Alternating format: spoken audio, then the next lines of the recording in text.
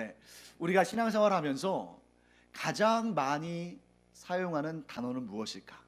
네, 그것은 사실 우리가 조사할 필요도 없이 바로 하나님이라는 단어일 겁니다. 여러분, 우리가 신앙생활 하면서 그 어떤 단어보다, 그 어떤 호칭보다 하나님에 대해서 가장 자주 말하고 또 하나님에 대해서 가장 자주 기도합니다. 그런데 여러분, 더 놀라운 사실은 이처럼 우리가 하나님에 대해서 자주 듣고 자주 말하고 또 하나님께 이렇게 기도합니다만, 정작 우리 자신이 가장 잘 알지 못하고 있는 부분도 하나님에 관한 영역이라는 것이죠. 만일 여러분, 제가 여러분에게 하나님은 어떤 분이십니까? 라고 질문한다면 여러분들이 자신 있게 대답하실 분들이 많지 않을 겁니다. 그리고 그것은 당연한 일입니다. 여러분, 내가 내 자신도 잘 알지 못하는데 어떻게 영원하신 하나님, 또 무한하신 하나님, 온전하신 하나님을 우리가 다 알 수 있다고 말할 수 있겠습니까? 그래서 우리는 하나님께서 우리에게 당신에 대해서 스스로 알려주시는 것만큼, 스스로 드러내시는 것만큼만 하나님을 알 수 있는 거죠. 그래서 우리가 이것을 신학적인 용어로 계시라고 말합니다. 우리는 하나님에 대해서 다 알 수 없습니다. 오직 하나님께서 당신에 대해서 계시하시는 것만큼만 우리는 알 수 있는 것입니다. 그런데 간혹 우리가 주변을 돌아보면 하나님의 계시를 너무 신비적인 것으로만 생각하고, 또 어떤 경우에는 자신만 이 신비로운 계시를 깨달아 알 수 있기 때문에 내 말을 들어야 한다고 말하는 그런 사람들이 있습니다. 바로 그런 교만하고 옳지 못한 생각에서 이단과 사이비가 나오는 것이죠. 여러분, 은혜가 풍성하신 하나님은 사람을 차별하지 않으시는 줄 믿습니다.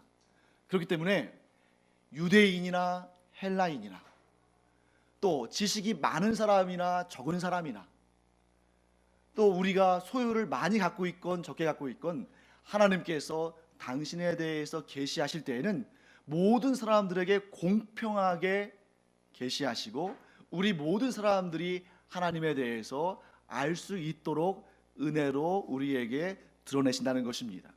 그래서 여러분, 우리가 종종 이런 경우를 보게 되죠. 우리가 어떤 모임에 가거나 이랬을 때 자기를 소개하는 경우가 있잖아요. 나를 소개하는 그런 순서들이 있는데, 뭐 순모임이든 남성도의 여성도의 모임이든 사회 직장의 모임이든 내 자신을 소개해야 할 경우가 있습니다. 그럴 때 사실 여러분, 그렇게 많은 사람들이 서로를 소개하다 보면 그 얼굴과 이름을 다 기억하는 것은 쉬운 일이 아니죠. 그래서 내 자신을 가장 잘 각인시킬 수 있는 방법을 제가 하나 알려드리겠습니다. 그것은 뭐냐면, 자기에게 꼭 맞는, 자기를 정말 잘 설명할 수 있는 별명을 얘기해 주는 거예요. 근데 그냥 아무 별명이나, 뭐 내가 정말 원한다고 해서 뭐 미스 코리아랄지 뭐 이런 뭐 슈퍼스타랄지 이런 식으로 소개하면 안 되고, 내 특성을 잘 알만한 그런 내용으로. 그래서 여러분, 우리가 그렇게 해서 내 자신을, 내 특징을 잘 살리는 별명을 가지고 소개하면 뭐 며칠 후 혹은 몇 달 후, 아니 심지어 몇 년 후가 지나도 우리의 이름은 기억하지 못하지만 우리의 별명을 기억하면서 아, 그때 그분이죠 하고 알 수 있다는 거죠. 참고로 제가 어렸을 때 저의 초등학교 때 별명이 뭐였을 것 같으세요?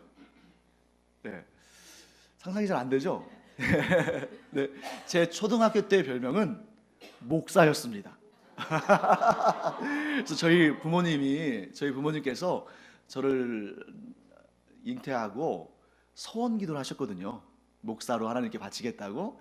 그래서 이제 저 당연히 그것 외에 다른 걸 생각해 본 적이 없어요.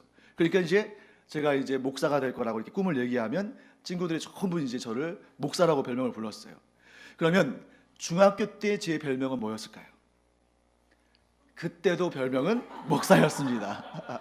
그럼 여러분, 이쯤 되면 고등학교 때 제 별명이 뭔지는 굳이 제가 말씀 안 드려도 아시겠죠? 그래서 많은 사람들이 제가 뭐 신학교도 가기 전인데 이렇게 목사라고 불러줘서 아마도 제가 이 자리에 서 있는 거 아닌가 싶기도 합니다. 자, 이렇게 그 사람에 대해서 잘 설명하는 별명이 있으면 혹은 호칭이 있으면 그 사람에 대해서 오래 기억할 수 있죠. 하나님도 마찬가지십니다. 하나님도 우리에게 당신을 계시하실 때 어려운 말씀으로 하지 않으셨어요. 정말 우리가 이해할 수 없는 그런 심오하고 깊은 의미로 우리에게 계시하셨다면 우리는 하나님에 대해서 잘 알지도 못하고 부르지도 못할 겁니다. 그래서 하나님은 당신에 대해서 우리가 어떠한 호칭으로 불러주기를 원하시냐면 우리가 하나님을 아버지라 부르기를 원하신다는 것입니다. 여러분, 우리가 하나님을 아버지라 부르기를 원하실 때 그냥 아버지도 아니에요. 그래서 오늘 갈라디아서 4장 6절 말씀을 우리가 한번 볼 텐데요. 하나님께서 우리에게 우리가 어떻게 하나님을 불러드리면 좋아하실지 갈라디아서 4장 6절이 잘 설명하고 있습니다. 우리 화면에 나오니까요. 한번 읽어보겠습니다. 너희가 아들임으로 하나님이 그 아들의 영을 우리 마음 가운데 보내사 아빠 아버지라 부르게 하셨느니라. 아멘. 하나님은 우리가 하나님을 어떻게 부르는 것을 좋아하셔요? 아빠 아버지. 그런데 이 표현이 참 재밌지 않습니까? 아빠나 아버지나 같은 존재잖아요. 그런데 왜 아빠 아버지라고 부르게 하셨을까? 이 성경의 내용을 좀 우리가 자세히 살펴볼 필요가 있습니다. 여러분, 신약 성경은 지금으로부터 대략 몇 년 전쯤에 기록됐을까요? 그렇죠. 2000년 전이죠. 그 2000년 전에 이스라엘 사람들은 우리가 생각한 것보다 머리가 훨씬 좋았나 봐요. 이 사람들이 기본적으로 한 3가지, 어떤 경우에는 4가지 언어를 기본적으로 사용했습니다. 그들의 전통 언어인 히브리어를 당연히 쓸 수 있었겠죠. 그 다음에는 아람어를 썼습니다. 이 아람어는 일상의 언어들이에요. 그 다음에 조금 학식이 있는 사람들은 헬라어도 썼죠. 왜냐하면 여러분, 신약 성경도 우리가 알고 보면 히브리어가 아니라 어떤 언어로 기록됐어요? 헬라어로 기록됐거든요. 그래서 그 당대에 기록되는 문서, 이런 데에는 헬라어를 많이 썼습니다. 그리고 또 어떤 언어가 있었을까요? 2000년 전에 이스라엘을 다스리던 나라 로마의 언어가 있었죠. 자, 그런데 여러분, 여기에서 이 갈라디아서 4장 6절이 그러한 상황을 정확히 반영하고 있습니다. 자, 아람어, 우리가 히브리어도 대충 알고 헬라어도 알고 로마어도 알잖아요. 근데 아람어가 뭘까? 여기에는 이스라엘 사람들의 아주 뼈아픈 역사가 담겨 있습니다. 이 이스라엘 사람들은 북이스라엘이 아수르에 의해서 멸망당하고 남유다가 바벨론이라는 거대한 제국에게 멸망을 당합니다. 그러고 나서 좀처럼 독립을 하지 못해요. 이 나라들이 다 망했는데도 그 망하면 또 큰 나라가, 또 그 나라가 망하면 더 강력한 나라가 계속해서 일어나면서 이스라엘을 종으로 삼았습니다. 우리가 잘 알다시피 바벨론이 망한 다음에 바사, 즉 페르시아가 망하면서 헬라, 즉 고대 그리스 제국이, 그 다음에 로마 제국이 연달아서 이스라엘을 지배한 거죠. 그래서 이 아람어는 이스라엘 사람들이 사용하고 싶어서 사용한 것이 아니라 그들을 지배한 나라의 언어이기 때문에 어쩔 수 없이 사용한 것입니다. 그래서 마치 뭐와 같냐면, 여러분, 만일 하나님의 은혜 가운데 우리나라가 1945년도에 일본 제국주의로부터 독립하지 못했다면 아마 이 자리에서 제가 일본어로 설교를 하고 있어야 할 수도 있어요. 그와 비슷한 것이죠. 그래서 우리 본문의 말씀이 그걸 잘 보여주는데, 이 아빠 아버지가 2개의 언어로 되어 있는 겁니다. 아빠는 아람어, 그 다음에 아버지는 헬라어로 기록된 거예요. 우리 자막을 한번 보여주실까요? 자, 이렇게 되어 있습니다. 영어 같기도 하고 아닌 것 같기도 하잖아요. 저 앞에 있는 이런 단어는 우리가 그냥 어떤 경우는 아바라고도 읽을 수 있는데 조금 강하게 읽으면 아빠입니다. 아빠. 뒤에 있는, 중간에 있는 이 단어는 오처럼 보입니다만 위에 있는 표시 때문에 호라고 읽어요. 이것은 영어로 따지면 정관사 더와 마찬가지인 겁니다. 그 다음에 뒤에 있는 단어는 파테르라는 단어예요. 이 단어는 헬라어로 아버지란 단어입니다. 그래서 여러분, 여기에서 영어에 father가 나온 거예요. 파테르, father, 발음이 비슷하죠. 근데 저 앞에 있는 아바 혹은 아빠가 아람어에서 나온 것인데, 이 뜻은 아버지라고 말하면 그 뉘앙스가 살지 않아요. 뭐라고 말해야 됩니까? 아빠. 자, 아람어의 아빠와 우리말의 아빠가 발음이 같잖아요. 참 신기하다, 이런 생각이 들죠. 자, 참고로 아빠가 나왔으면 엄마도 궁금하지 않나요? 아람어로, 일상의 언어인 아람어로 엄마는 뭐라고 말하냐면 임마입니다. 제가 욕하는 게 아니에요. 발음이 그런 거예요, 발음이. 그러니까 아빠는 아빠, 엄마는 임마. 발음이 거의 비슷하지 않나요? 그래서 저는 이런 본문들을 볼 때마다 뭘 느끼냐면, 창세기 11장에 이 바벨탑 사건을 통해서 하나님께서 민족과 언어를 나누시는 것이 신화가 아니고 실제로 역사상 존재했던 일이구나. 그래서 제가 이제 언어학에도 좀 관심이 있어가지고 대학 다니고 대학원 다닐 때 언어학도 좀 공부했는데요. 이 언어학 학자들이 언어의 분포에 대해서 추적한 지도가 있습니다.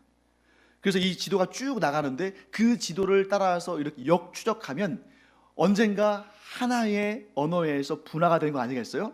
그 지역이 바벨탑이 있었을 것으로 추측되는 터키 인근, 즉 고대로 따진다면 메소포타미아 지역에서부터 나왔다고 학자들도 인정을 하고 있어요.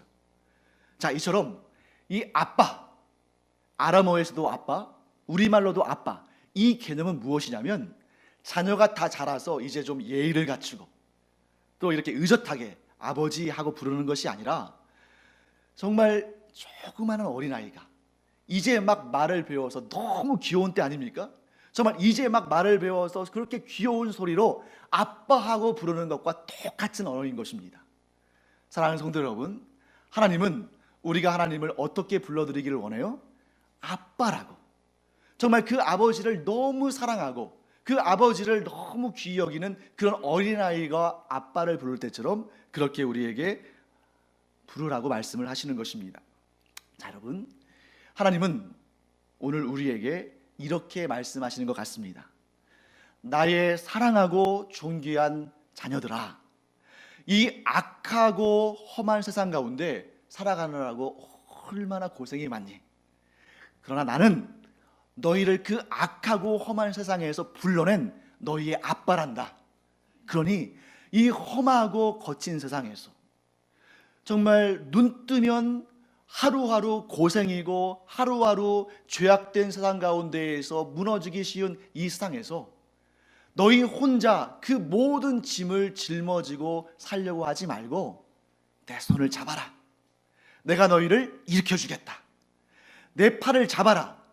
내가 너희를 붙들어 주겠다 하고 말씀하시는 것입니다. 그런 우리의 아빠 하나님께서 우리에게 이렇게 말씀하십니다. 구하라. 그러면 주겠다. 찾아라. 그러면 너희가 찾을 것이다. 문을 두드려라. 내가 문을 열어주겠다 라고 말씀하시는 줄 믿습니다. 이 말씀을 듣던 사람들은 굉장한 충격을 받았습니다. 왜냐하면 그때까지 아무도 하나님을 아빠라고 부르본 적이 없기 때문이에요. 그토록 하나님을 가까이서 모셨던 모세조차도, 그토록 하나님의 사랑을 받았던 다윗조차도 감히 하나님을 향해서 아빠라고 부르지는 못했습니다. 그런데 우리의 주님이신 예수님께서 이 땅에 오시면서 우리에게 그 길을 열어주셨습니다. 어떤 길이에요? 우리가 하나님을 아빠라고 부를 수 있는 길을 열어주신 것입니다. 여러분, 너무 충격적인 일 아니겠습니까?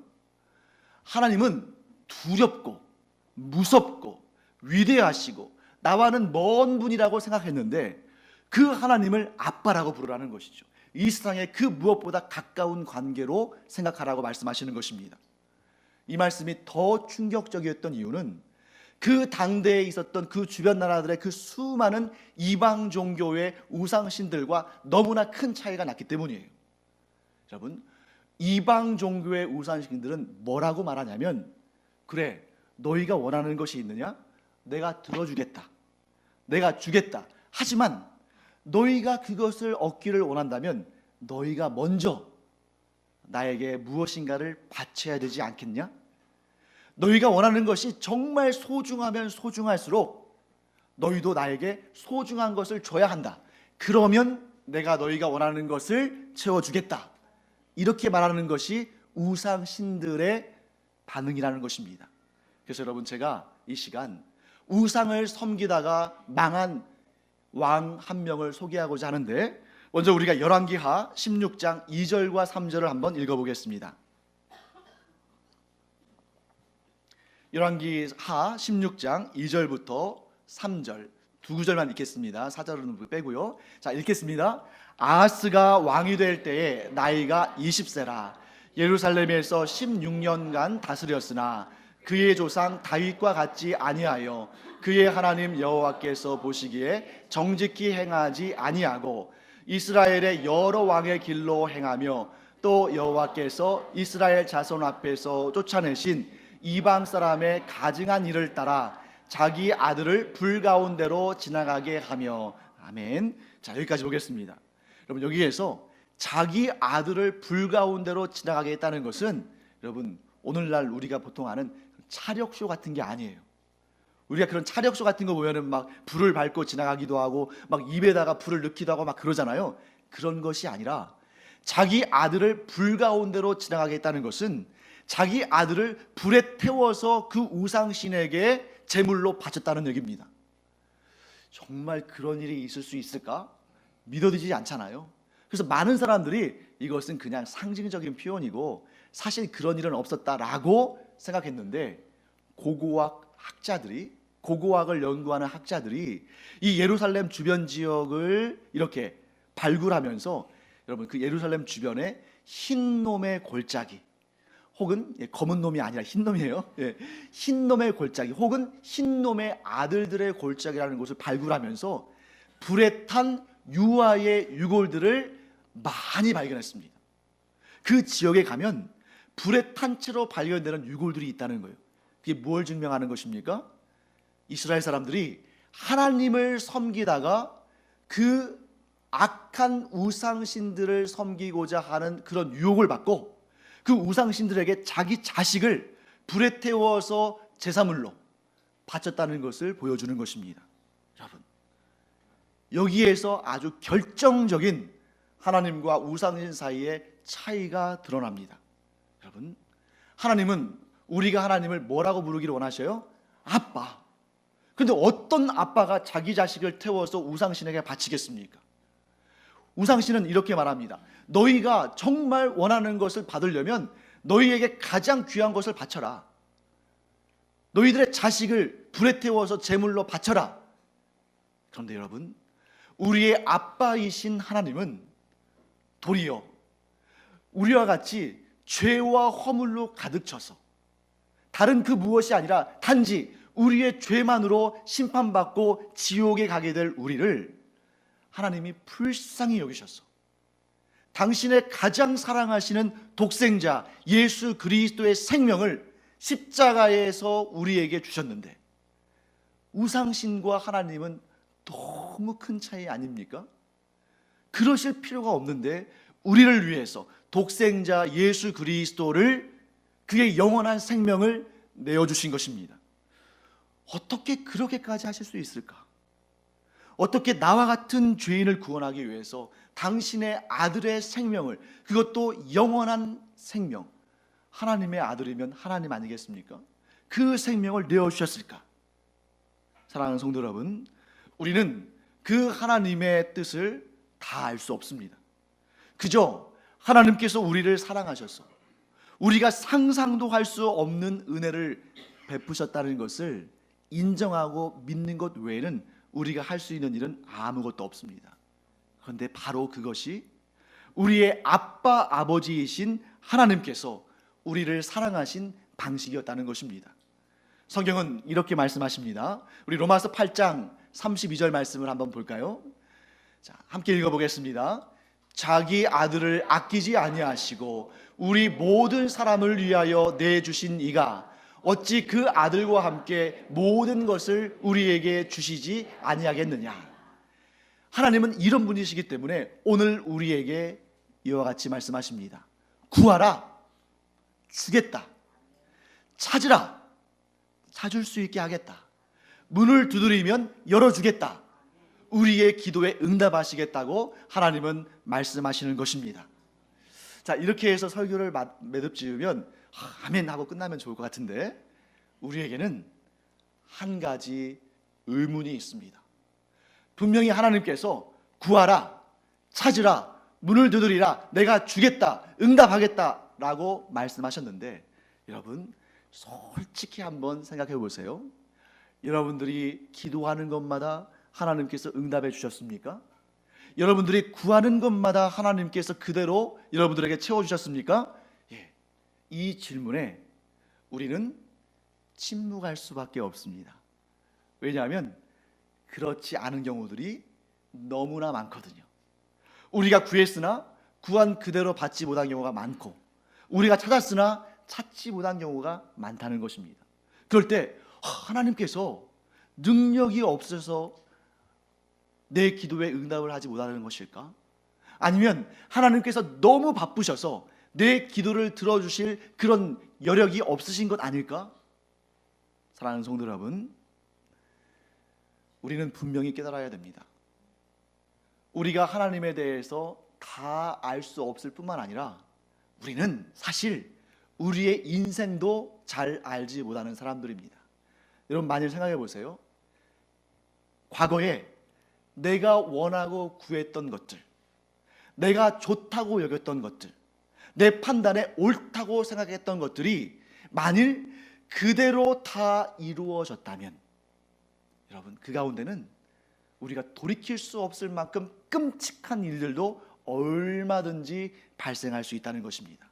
여러분 우리는 1분 1초도 앞을 내다보지 못하는 사람이기 때문에 그 순간은 이게 정말 좋은 것처럼 여겨지고, 이것만이 나를 구해줄 것처럼 여겨지고, 이것 없으면 죽을 것 같이 여겨지는 그런 것들이 나중에 후회되는 것들이 많다는 겁니다. 그런데 만일 우리가 그것을 놓고 간절히 기도했는데 하나님께서 그대로 응답하셨다면 우리의 삶에 얼마나 많은 문제들이 생겼을까? 여러분 우리가 자녀를 키워봐서 잘 알지 않습니까? 우리의 자녀들이 우리를 아빠라 부르며 우리를 엄마라 부르며 간절히 매달리며 구합니다. 사탕을 달라고, 초콜릿을 달라고, 이런저런 내가 원하는 것을 달라고 간절히 구하고 떼를 씁니다. 그런데 만일 그 아이가 달라는 대로 다 준다면 어떻게 되겠어요? 그 아이의 치아가 다 충치가 될 것이고, 어려서부터 소화 당뇨에 걸려서 평생을 인슐린 주사를 맞아야 되는 그런 안타까운 일이 생길 수도 있는 거 아니겠습니까? 그렇기 때문에 하나님께서는 우리에게 무엇인가를 주실 때, 우리의 기도에 응답하실 때 대원칙을 가지고 계시고, 그 원칙은 어떤 경우에도 포기하지 않으셔요. 하나님의 응답의 대원칙, 바로 우리에게 좋은 것을 주신다는 것입니다. 하나님은 어떠한 경우에도 우리에게 가장 좋은 것을 주신다고 그 원칙을 세우시고 우리에게 응답하시는 분이십니다. 여러분, 우리의 판단과 하나님의 판단 가운데 하나만 선택해야 한다면 우리는 무엇을 선택해야 됩니까?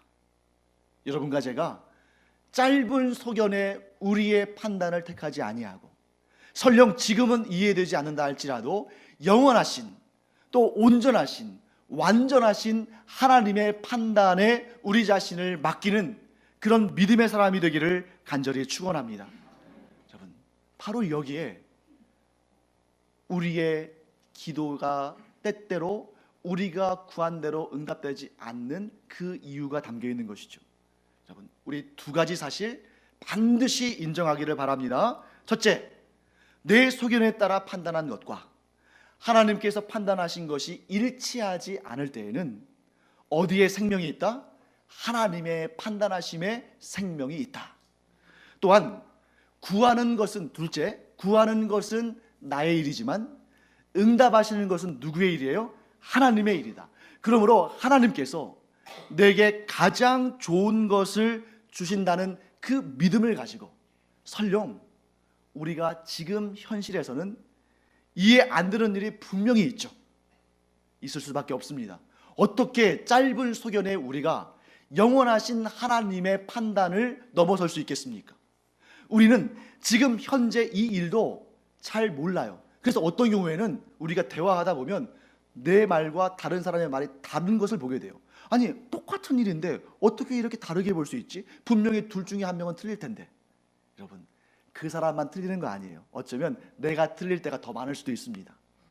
그런데 하나님은 우리의 과거와 현재와 미래의 모든 일을 아시고 아실 뿐만 아니라 약속하셨습니다. 그 모든 순간에 가장 좋은 것을 주시겠다.